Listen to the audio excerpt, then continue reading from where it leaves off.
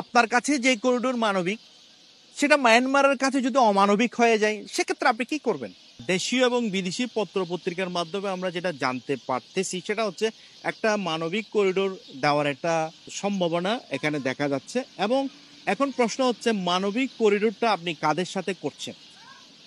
আপনারা জানেন যে মায়ানমারের একটা অংশ বিচ্ছিন্নতাবাদীদের দখলে চলে গেছে। আমি এখানে বিচ্ছিন্নতাবাদী বলার পেছনে কারণ হচ্ছে যে যেহেতু মায়ানমারের একটা অংশ ওরা ওদেরকে বিচ্ছিন্নতাবাদী বলবেই। আপনি হয়তো তাদেরকে মুক্তিকামী বলতে পারি, কিন্তু মায়ানমারের এটা একটা অংশ, একটা পার্ট অন্যরা দখলে নিয়ে গেছে। আপনি সেই জায়গায় গিয়ে একটা করিডোর দিবেন, মানবিক করিডোর। আচ্ছা, মানবিক করিডোরটা আপনি কাদের জন্য দিবেন?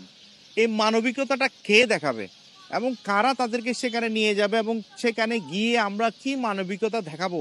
আপনি জানেন যে সেখানে এই পর্যন্ত কিন্তু কোনো রাস্তাঘাট বলতে কিছুই নেই। এবং যে 20 লক্ষ মানুষ আছে তারাও আবার আমরা যতটুকু পত্রিকায় জানছি যে বাংলাদেশের বর্ডারের দিকে ধাবিত হওয়ার তাদের চিন্তা ভাবনা আছে। তাহলে আপনি কি মানবিক করিডোরটা সেখানে নিয়ে গিয়ে আপনি কি আরকান বিদ্রোহীদের সাথেই কি, বা আরকানে যারা এখন কাজ করছে বা আরকান দখলে আছে তাদের জন্য কি আমরা একটা মানবিক সহায়তা নিয়ে যাচ্ছি? সেটা কিন্তু একটা বড় প্রশ্ন বলে আমরা মনে করি। আচ্ছা, আমরা মনে করি যে এই মানবিক প্রোগ্রামটা আপনি যতই করেন না কেন, যেভাবেই করেন না কেন, যেহেতু এটা মায়ানমারের একটা অংশ, মায়ানমার আমার মনে হয় না যে এ ধরনের মানবিক করিডোরে তাদের সম্মতি দিবে। যদি মায়ানমারের সাথে সম্মতি নিয়ে আপনি করিডোর স্থাপন করতে পারেন তাহলে হয়তো বা এটা একটা রোহিঙ্গাদের জন্য তথা এবং মায়ানমারের জন্য ভালো হতে পারে। আপনি জানেন যে আরকান যে অংশটা আছে তারা কিন্তু সমুদ্র বেষ্টিত এবং বঙ্গোপসাগরের পাশেই। তাহলে আপনি এই জায়গায় যে করিডোর স্থাপন করবেন সেখানে বিমস্টেকটা আপনি নিয়ে আসছেন না। এবং মায়ানমার কিন্তু আসিয়ানের একটা কি সদস্য, এখন তাদেরকেও আপনি নিয়ে আসছেন না। এখন আসলে এই করিডোরে কারা এই ট্রাইপার্টি বলেন বা বিলেটারাল চুক্তি বলেন, এখানে কারা কারা আসছে সেটা কিন্তু প্রকাশ হওয়া দরকার। আমরা পত্রপত্রিকায় যেটা জানতে পারছি যে বাংলাদেশ সরকারের সাথে ইউএন আছে বা জাতিসংঘ আছে, কিন্তু পত্রিকায় আমরা যেটা দেখলাম বাংলাদেশের ইউএনডিপির প্রধান তারা বলেছেন যে জাতিসংঘ এ ধরনের করিডোর, মানবিক করিডোরে কখনো স্বাক্ষর করতে পারে না। আইনগতভাবে তারা এটা পারে না, কারণ তাদের সেই ক্ষমতাটা নেই।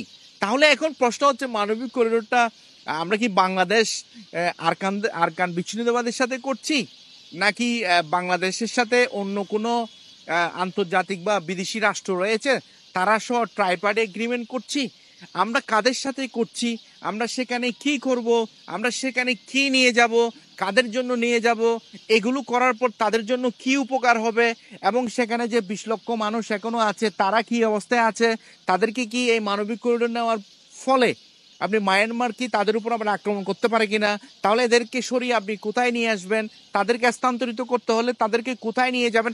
এই প্রশ্নগুলোর আমি মনে করি উত্তর আমাদের খুবই দরকার। তবে আমরা যেটা জানি, আপনি যদি ইতিহাসের পিছনের দিকে যান, এবং শুনেছি পত্রপত্রিকা দেখেছি এবং ইতিহাসের পাতায় সবগুলোর রেজাল্ট বা ফলাফল অনেকটা ভালো না। আমাদের দেশের যারা এই বিষয়ে অনেকটা ভালো জানেন, আমি মনে করি তাদেরকে ইনক্লুড করা দরকার। তারা কি বলেন? আপনার কাছে যে করিডোর মানবিক সেটা মায়ানমারের কাছে যদি অমানবিক হয়ে যায় সেক্ষেত্রে আপনি কি করবেন? এই প্রশ্নটা